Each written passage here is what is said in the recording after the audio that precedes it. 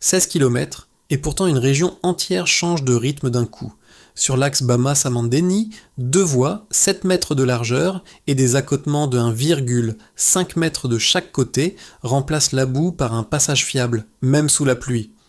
Si l'on peut vendre le poisson le jour même, rejoindre l'école sans détour et voir une ambulance arriver à temps, que dit ce basculement sur la définition de la modernité selon Ibrahim Traoré?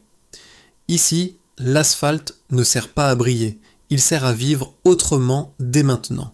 Cette histoire ne parle pas seulement d'un ruban coupé ou d'un chantier terminé. Elle suit un mécanisme simple.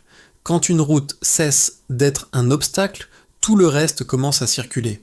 Le gain est à concret. Moins de temps perdu, moins de risques, plus d'options. Et dans une zone où la saison des pluies pouvait transformer chaque déplacement en pari, ce détail change la hiérarchie des priorités, du marché au centre de santé. Le cœur de la promesse est là. Comprendre comment un tronçon de 16 km devient un modèle, puis une méthode. Ibrahim Traoré ne présente pas cette route comme un symbole lointain, mais comme une infrastructure qui relie l'agriculture, la pêche, l'école et l'investissement dans un même corridor. La question est donc moins est-ce moderne que est-ce que cela tient dans le temps? Car si l'entretien échoue, le coût revient, la confiance retombe et l'élan se fige. Un projet peut ouvrir une porte, mais un réseau décide du futur. Plus de la moitié du temps de trajet vers le barrage aurait été raccourci et les coûts moyens de transport auraient baissé d'environ 30%. Ok, dans un récit d'infrastructure, ces 2 chiffres suffisent à déplacer le centre de gravité. Ce qui semblait être une route locale devient un levier économique, social et logistique. C'est aussi la réponse implicite à la question posée au départ.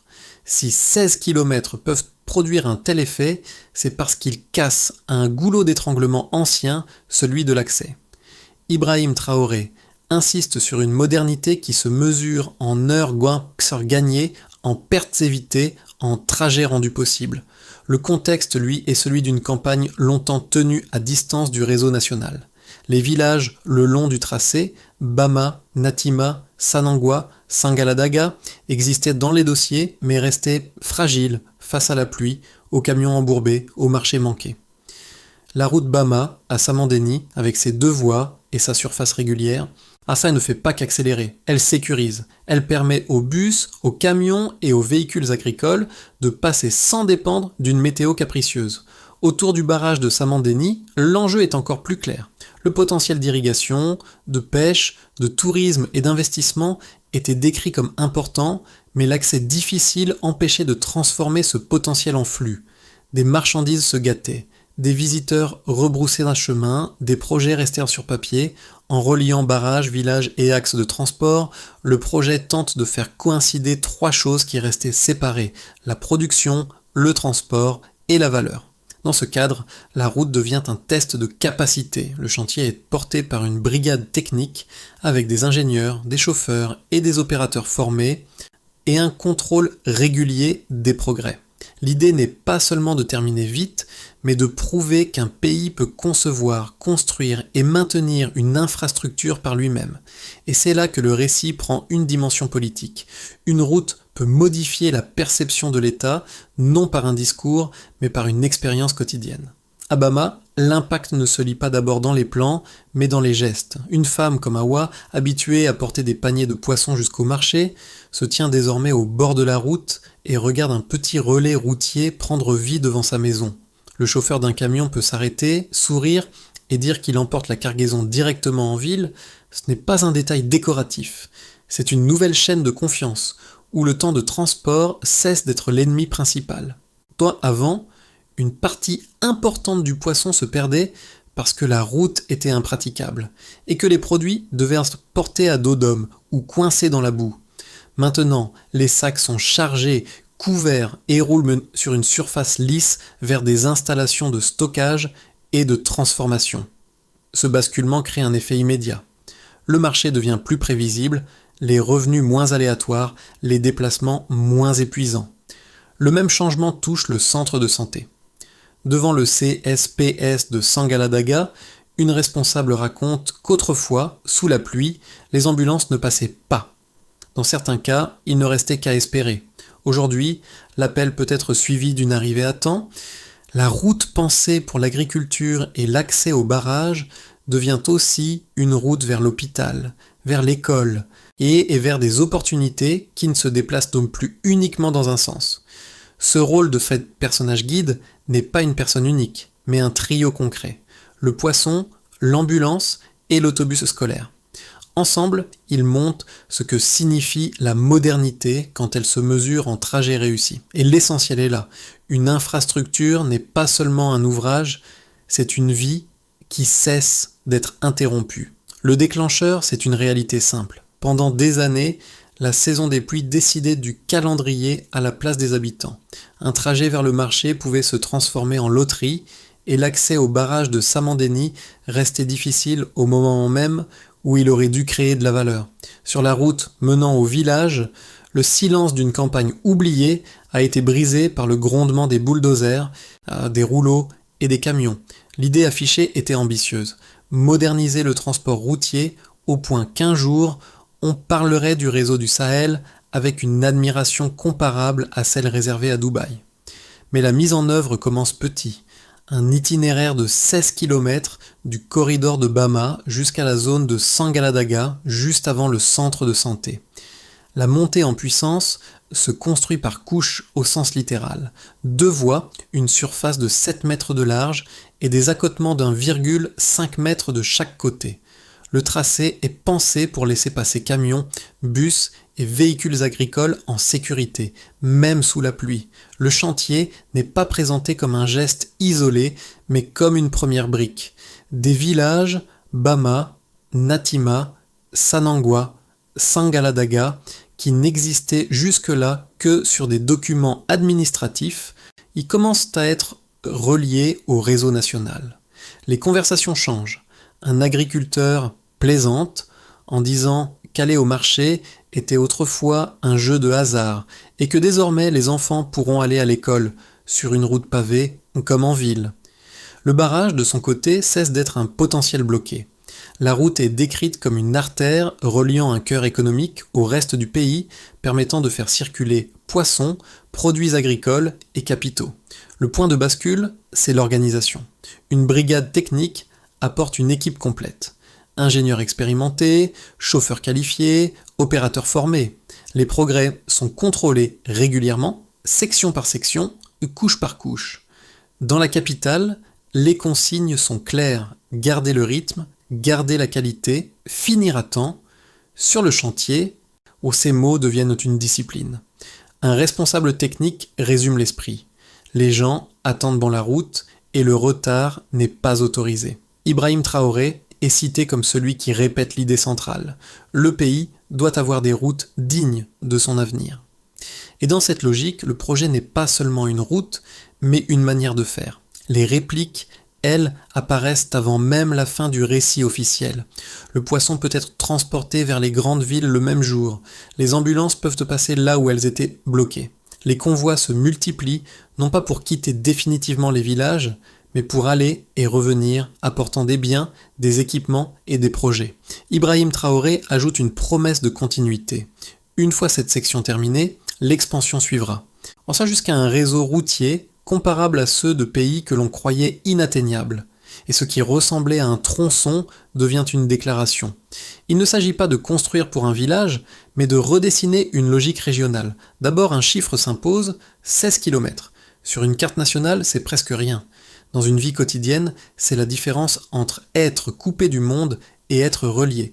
La route Bama-Samandéni n'est pas décrite comme un long ruban spectaculaire, mais comme une distance précise qui sépare 5 villages de l'isolement saisonnier. Et ce chiffre prend du poids parce qu'il s'accompagne d'un changement qualitatif. 2 voies, une surface régulière et des accotements qui rendent le passage possible même sous la pluie. Autrement dit, ce n'est pas seulement une longueur, c'est une fiabilité. Ensuite, un autre repère structurel compte, 7 mètres de largeur avec 1,5 mètre d'accotement de chaque côté.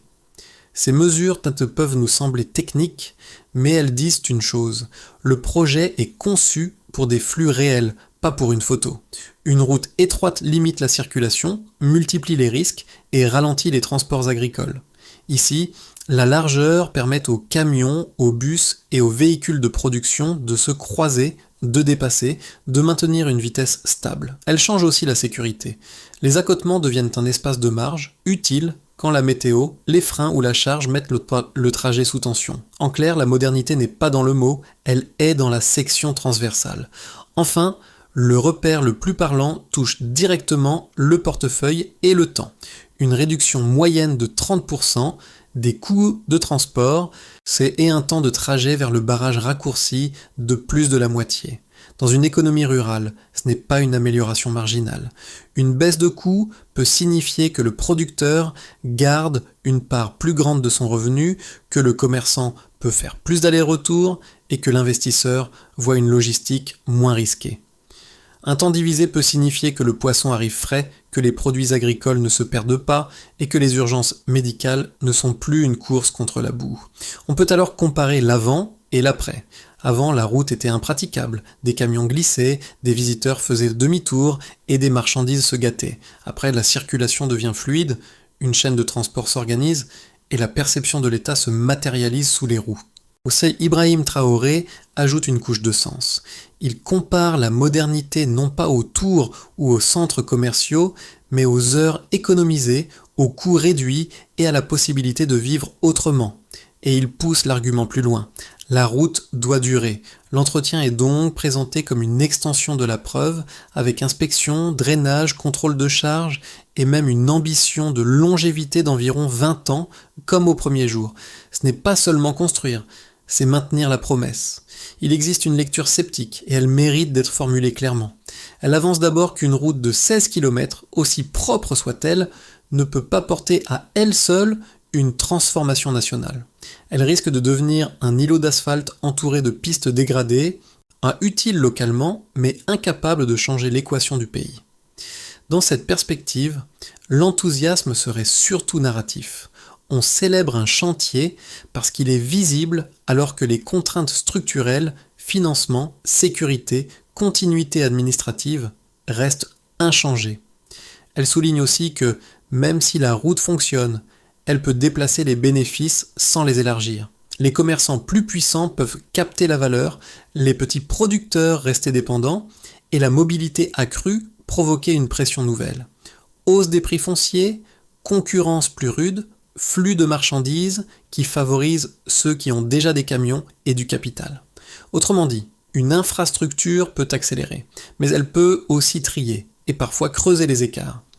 La réponse, à partir du récit source, ne consiste pas à nier ces risques, mais à montrer pourquoi le projet est pensé comme une méthode. Le texte insiste sur l'intégration. Barrages, canaux d'irrigation et routes sont conçus pour s'emboîter afin que la circulation ne soit pas seulement un transit, mais un système de production et de transport. Il insiste aussi sur la capacité interne. La brigade technique n'est pas décrite comme un prestataire ponctuel, mais comme une école à ciel ouvert où l'on mesure, on enregistre, on apprend, et où la chaîne de compétences reste entre les mains locales. Enfin, l'entretien est présenté comme une condition, pas comme un bonus, inspection, drainage, contrôle des charges et formation d'équipes communautaires. Dans ce cadre, Ibrahim Traoré n'est pas seulement associé à l'inauguration, mais à une logique de continuité, prouver sur un modèle, puis étendre. Cela ne garantit pas le succès, mais cela change la nature du pari. Ce n'est pas une route miracle, c'est une tentative de rendre la route normale, puis de rendre le réseau possible. Le basculement, c'est qu'elle commence à fonctionner comme un système. Au départ, l'axe Bama-Samandeni est raconté comme une solution au transport. Sortir de la boue, traverser la pluie, atteindre le barrage, rejoindre le centre de santé. Puis, un détail change la lecture. La signalisation n'affiche pas seulement les noms des villages, elle mentionne aussi leurs produits agricoles. L'intention est claire, rappeler que la route relie des champs à des usines, du riz à des entrepôts, des étangs à poissons à des marchés. Elle n'est pas un simple ruban, elle devient une carte économique. À ce point du récit, Ibrahim Traoré introduit une modernité qui ne s'exporte pas en images, mais qui s'ancre dans des trajets répétés, et l'effet domino apparaît. Des ingénieurs hydrauliques calcule des itinéraires secondaires, des camions suivent les canaux d'irrigation et les éléments auparavant séparés, barrages, canaux, routes, s'imbriquent comme un mécanisme unique. Ce qui semblait être une infrastructure isolée devient une logique de connexion.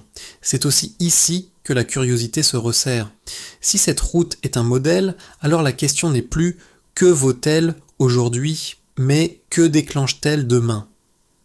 Le milieu du récit ne promet pas un Dubaï de verre. Il promet une normalité durable, à l'échelle d'un pays. Pour l'État, l'effet le plus immédiat est une transformation de la crédibilité. Une route visible, praticable, entretenue, devient une preuve plus forte qu'un discours. Le texte insiste sur le contrôle des progrès, sur la discipline de qualité, puis sur l'entretien organisé après l'ouverture, balance mobile, inspection des fossés de drainage, plantation d'arbres, collecte de données de trafic. Dans cette logique, l'État n'est plus seulement un centre lointain, il devient une présence mesurable dans un trajet quotidien.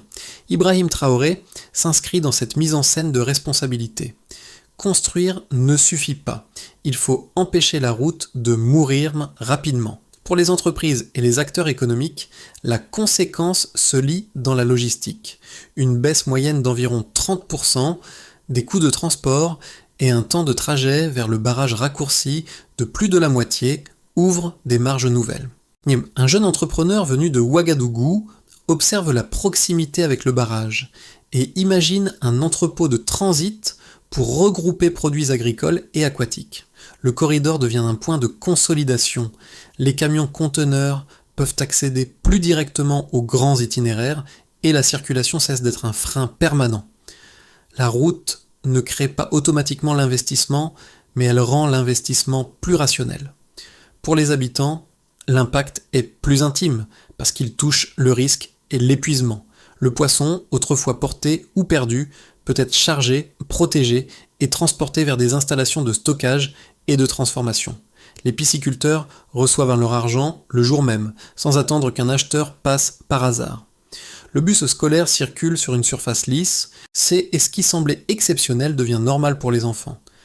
Un grand-parent compare deux époques, marcher une journée entière, puis voir un petit enfant rejoindre l'école en moins de 20 minutes. La modernisation ici se traduit en fatigue en moins. Pour la région et l'équilibre territorial, le changement est une contagion d'attente. Des délégations d'autres provinces viennent non pour prendre des photos, mais pour poser une question directe. Quand aura-t-on une route comme celle-ci chez nous ? La route devient un modèle exportable et la demande se transforme en pression politique. Dans une réunion à huis clos, Ibrahim Traoré sourit face à ces comparaisons. Quand les routes décentes deviennent un droit, la modernisation commence réellement et le récit pousse plus loin. L'objectif n'est pas un village relié, mais un réseau qui peut s'étendre vers le Mali et le Niger, redessinant une logique de Sahel connecté. Si tout se passe normalement, le corridor Bama-Samandeni s'installe comme une nouvelle normalité. La route reste praticable en saison des pluies, les bus scolaires circulent et le transport du poisson et des produits agricoles gagne en régularité. Les effets les plus visibles sont alors cumulatifs. Davantage d'allers-retours, moins de pertes, plus de petites activités au bord de l'axe. La logique d'Ibrahim Traoré, centrée sur l'entretien, devient déterminante. Inspection, drainage, contrôle des charges et équipe locale formée. Si cette routine tient, la route cesse d'être un événement et devient une infrastructure stable. Dans le meilleur des cas, la route agit comme un accélérateur de chaîne. L'entrepôt de transit imaginé par des acteurs économiques prend forme, la chambre froide alimentée par énergie solaire se consolide et le regroupement des marchandises devient plus efficace. Les itinéraires secondaires liés aux canaux d'irrigation permettent d'élargir l'accès à des parcelles nouvellement irriguées. Le barrage, jusque-là décrit comme un potentiel, commence à générer plus de flux, pêche mieux organisée, transport plus rapide et attractivité accrue pour des investissements modestes mais réguliers. Dans cette trajectoire, le projet devient un argument pour étendre le modèle vers d'autres axes et la notion de corridor dépasse le simple village. A l'inverse, si les conditions se dégradent, le point faible n'est pas la route elle-même, mais ce qui l'entoure. Une saison des pluies exceptionnellement lourde, des fissures Un remblai fragilisé ou des charges excessives peuvent ne créer une dégradation rapide. Le risque est alors double. Retour des coûts, retour des retards et surtout retour du doute. Si les réparations tardent, la promesse se renverse. Ce qui avait symbolisé la capacité à faire devient un rappel d'impuissance. La confiance est un capital fragile. La recommandation de penser dans les 3 cas est la même. Juger l'infrastructure non sur l'inauguration, mais sur le cycle complet. Construire est un début.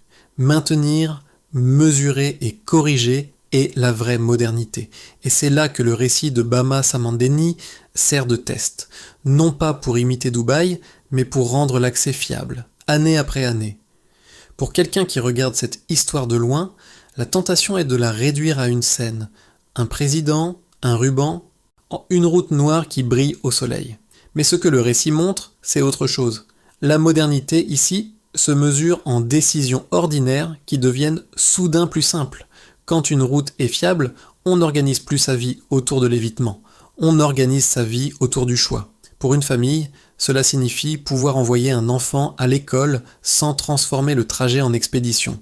Pour une femme enceinte, cela signifie qu'une urgence n'est plus une prière, mais un appel suivi d'une arrivée possible. Pour un petit producteur, cela signifie que le marché n'est plus un pari quotidien, et que le poisson ou les récoltes ont une chance réelle d'arriver à temps. Et pour un jeune, cela signifie parfois rester, apprendre, ouvrir un service, au lieu de partir faute de circulation. Ce pont avec le spectateur n'est pas une morale. C'est une comparaison silencieuse. Combien de projets sont jugés à l'image et combien sont jugés à la répétition? Ibrahim Traoré insiste sur l'idée que la route ne doit pas être belle pour être admirée, mais utile pour vivre différemment. Cela déplace la question vers une zone personnelle. Qu'est-ce qui, dans une société, change vraiment la trajectoire d'une vie? Un grand slogan ou un trajet qui ne s'arrête plus? 2 petites idées émergent alors, sans forcer. D'abord, la modernisation n'est pas toujours spectaculaire. Elle peut être une réduction de fatigue, une heure gagnée, un risque évité.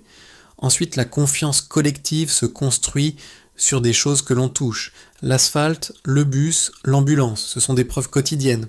Et c'est précisément pour cela que cette route de 16 km devient plus qu'un chiffre. Elle devient une expérience partagée. La feuille de route suggérée par le récit n'est pas un grand plan abstrait, mais une suite d'étapes concrètes, presque mécaniques.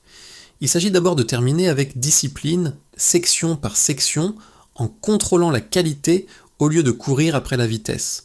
Le chantier est décrit comme suivi régulièrement, couche par couche, avec une exigence simple, livré à temps, sans négligence. Ibrahim Traoré lie cette exigence à une idée de confiance. Les gens attendent, donc le retard devient une faute politique autant que technique. Ensuite, il faut connecter la route à un système économique réel. Cela passe par des choix visibles, signalisation qui rappelle les produits agricoles, réflexion sur des itinéraires secondaires, articulation avec le barrage et les canaux d'irrigation. Le but est que la route ne soit pas un passage vide, mais un corridor où circulent des marchandises, des services et des revenus. Puis vient l'entretien à organiser avant la dégradation. Le texte décrit des inspections, des balances mobiles, le nettoyage des fossés de drainage, la plantation d'arbres et même une collecte de données de trafic. Ici, la mesure devient l'outil central. On surveille, on repère, on intervient tôt. L'objectif affiché est une longévité d'environ 20 ans, comme au premier jour, ce qui transforme l'entretien en obligation. Il est aussi question d'intégrer les communautés dans l'exploitation. Des jeunes formés deviennent une équipe locale capable de combler des nids de poules, à vérifier la signalisation et coordonner en cas d'incident. Cela réduit la dépendance et accélère la réaction. Enfin, l'idée est d'étendre seulement après avoir prouvé le modèle. Ibrahim Traoré parle d'une première brique, puis d'un réseau progressif, connecté au national et potentiellement vers les pays voisins. Le principe est simple, prouver, stabiliser, puis multiplier. Au bout du récit, l'image qui revient n'est pas celle d'un chantier, mais celle d'un trajet réussi. Le poisson qui part du barrage sans courir contre le soleil. L'ambulance qui passe quand la pluie tombe. Le bus qui emmène des enfants sur une route devenue ordinaire. Ce sont des scènes modestes, mais elles dessinent une même ligne. La modernité n'est pas un décor, c'est une arrivée. Ibrahim Traoré reprend cette idée avec une simplicité calculée. Il ne promet pas un deuxième Dubaï fait de tours de verre. Il parle d'un Burkina Faso où un enfant, depuis n'importe quel village, peut sortir sur une route, aller à l'école, rejoindre un hôpital, atteindre un atelier, rapidement et avec fierté. Dans ce cadre, les 16 km de Bama à Samandeni ne sont pas la fin d'un projet, ils sont le début d'un réflexe. Construire, entretenir et rendre normal ce qui semblait miraculeux. Le motif du récit tient dans une phrase implicite. Ce qui change une vie n'est pas toujours ce qui impressionne. Une route peut sembler courte sur une carte, mais si elle supprime la boue, elle supprime aussi une partie de la peur. Et quand une société commence à considérer une route descente comme un droit, le futur cesse d'être une exception. Oh, cette route de 16 km raconte une question plus large que le Burkina Faso. À quel moment une société cesse de confondre modernité et spectacle pour la mesurer en accès, en sécurité et en continuité? Le récit propose une réponse discrète. La modernité commence quand un trajet banal devient fiable, quand l'entretien devient une routine et quand l'on peut vivre sans organiser chaque déplacement autour du risque. Ibrahim Traoré utilise l'image de Dubaï comme miroir, mais il la retourne. Ce n'est pas une imitation, c'est une hiérarchie différente. Pas les gratte-ciel, mais les heures économisées. Pas la vitrine, mais le passage. Et surtout, pas un miracle isolé, mais une normalité qui peut s'étendre si elle est maintenue. Alors la question finale n'est pas « est-ce impressionnant ?», c'est « qu'est-ce qui mérite d'être copié ailleurs ?» Et qu'est-ce qui doit être corrigé avant d'être étendu ? Si une route peut changer le destin de 5 villages, que ferait un réseau entier, année après année ?